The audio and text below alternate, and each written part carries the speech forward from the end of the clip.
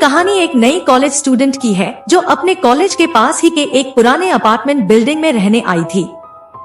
घर काफी पुराना था और उसे मरम्मत की सख्त जरूरत थी, पर मकान मालिक उस घर की मरम्मत के खिलाफ था।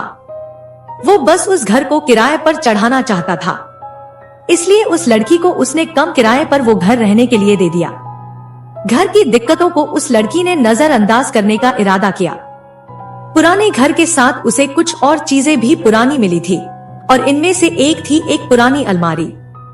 बाहर से काली पड़ चुकी उस अलमारी के अंदर कुछ भी नहीं था, पर उसकी तिजोरी बंद थी और उस अलमारी से हमेशा एक बदबू सी आती थी। कॉलेज की अफरातफरी में कुछ हफ्ते बीत जाने के बाद जब एक दिन उस लड़की की सहेलियां उसके घर में आईं, तो सबने उस घर में फैली उस अजीब सी महक की बात की।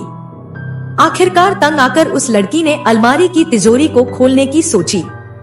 जब उस लड़की ने तिजोरी का दरवाजा तोड़कर उसे खोला, तो अंदर से एक काली पड़ चुकी कपड़े की गुड़िया निकली, जिसका सर लाल धागे से बंधा था।